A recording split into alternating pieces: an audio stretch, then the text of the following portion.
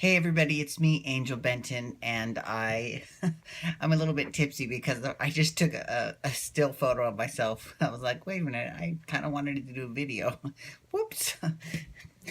So I just finished watching the second presidential debate, and it's a good thing it wasn't a drinking game because I would have finished off this watermelon lemonade a long time ago, and I would be probably passed out under the table. I mean, I'm not. This whole election is just a real shit show, and I swear to God, I hope the next debate is moderated by Andy Cohen. Please make that happen. Let Andy Cohen moderate the next presidential debate. That's the last one. I mean, if it's going to be a full-on Real Housewives reunion, why not let the master who has done countless Real Housewives reunions moderate the debate? Okay. I mean, for real. Oh my God. I mean, and just the response on Facebook is hilarious. It's great. I mean, I'm sorry. Yes, I think it's a total shit show. The whole thing is just ridiculous, but it's pretty fucking funny. You gotta eat whatever, whatever's gonna happen is gonna happen.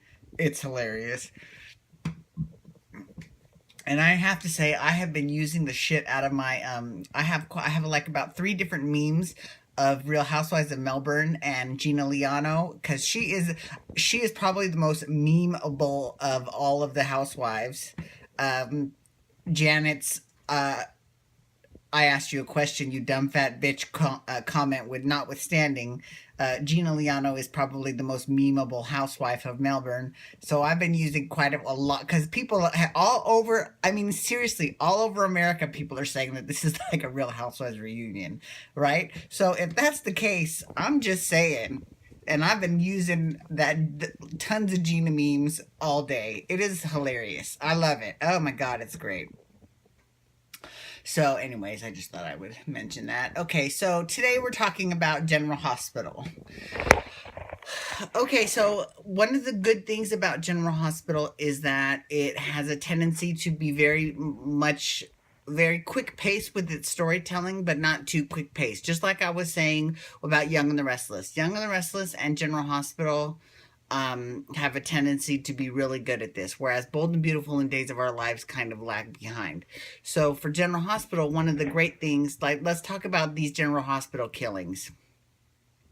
Now, granted, I have said from the very beginning that I did not agree with the decision to make Paul Hornsby the Dorisifal killer, and I really thought that the explanation that they used as to why he was the Dorisifal killer was kind of silly, and I'm still not getting an explanation as to why he targeted Lucas, right? None of that makes any sense to me.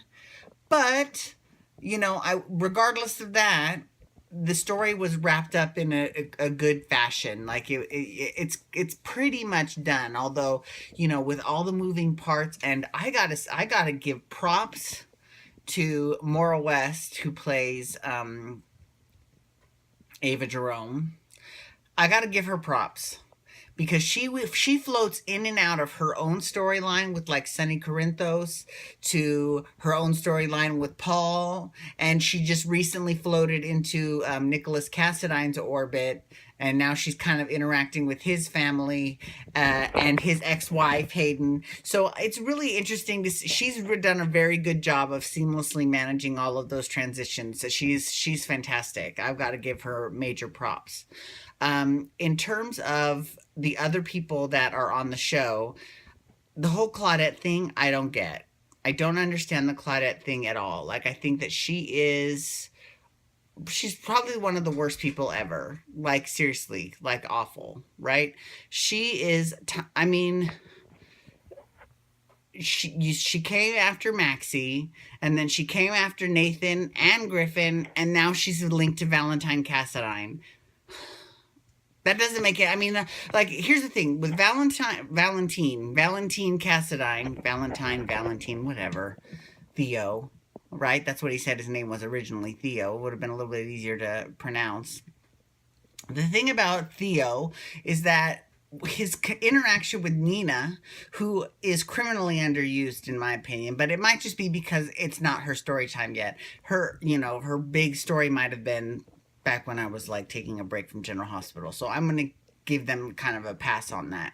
But the big storyline, the Valentine and Nina hookup and all that, that was very organic, and I love that. I thought it made a lot of sense. It made perfect sense, actually.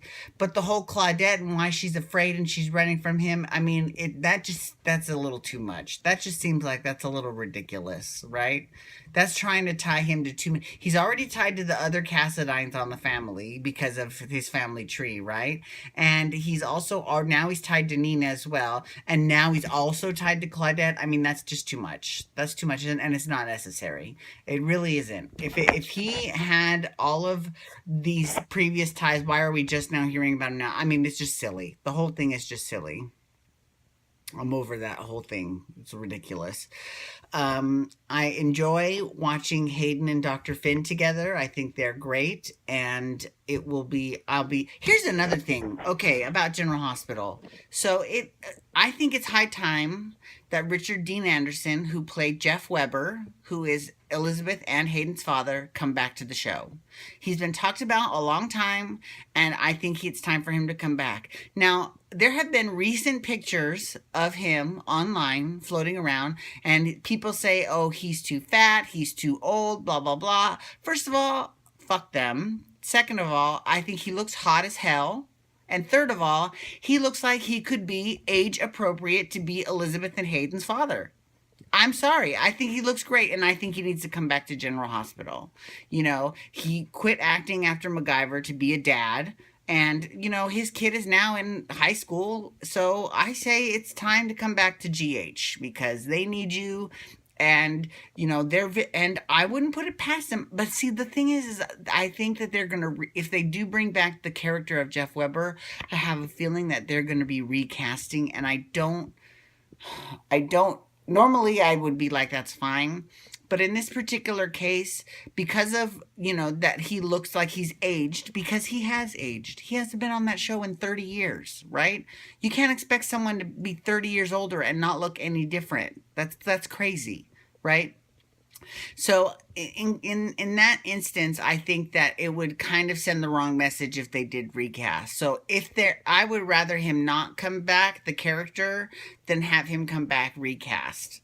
That's just my personal opinion. I think it sends a bad message out saying, oh, well, I mean, it's not a good thing to show to people if they don't bring him back. I think they need to bring him back. I think he's hot as hell. I don't care what anyone says. I still think he's hot. Okay? I think he looks great. So, he looks like a great older guy, like a daddy. Bring him on. That's what I say. I say bring him on.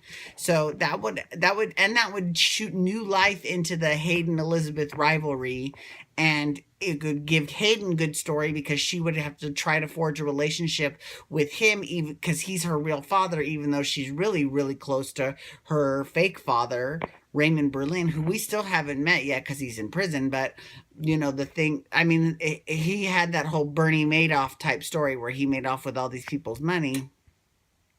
And I understand it. I get why why he isn't, I understand why he hasn't been seen, right? But, I mean, GH has done weirder things in the past. I mean, they've gotten a lot of mileage out of Heather Weber in jail, and she's been in jail or the loony bin or wherever the hell she is. She's been there for quite some time, and they still have lots of scenes with her. Franco is great. Franco is awesome. Franco had a scene with Kiki recently where he was giving some pretty damn good advice to Kiki. And because, the whole Kiki, Dylan, Morgan storyline. Okay, so here's the thing with Morgan. I love me some Morgan, right? I love his whole bipolar thing and how it's giving him lots to play. And how, Ava is the one who is behind all of his shenanigans. Excuse me, but the way that, and so Brian Craig, who plays Morgan, it wants off the show, so he's not extending his contract, so he's leaving the show.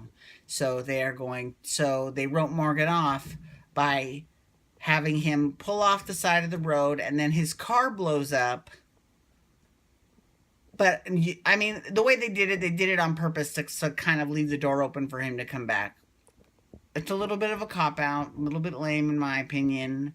But I guess, if they see further story from Morgan down the road, I don't know how soon down the road, but they, just once in soap opera land, like it would be nice when someone dies if they stay dead. Like on the rare occasion that happens, because that does happen, but it's so rare. It just would be nice to see, because let people play out the beats of grief. Like Stephanie Forrester on Bold and Beautiful, when she died, she died. She was done. That's it. Period. The end of it. She wasn't dead in real life, but they killed her off. So, anyways, that's all that I have to say about General Hospital tonight. Thank you so much for logging in. Tomorrow I'm going to be talking about my new show. Well, not my new show, but the newest show that I'm going to be reviewing. We'll see what it is. And it'll probably be late, actually. And feel free to hashtag GH and talk with me on Twitter at Angel Benton. And we'll talk later. Bye.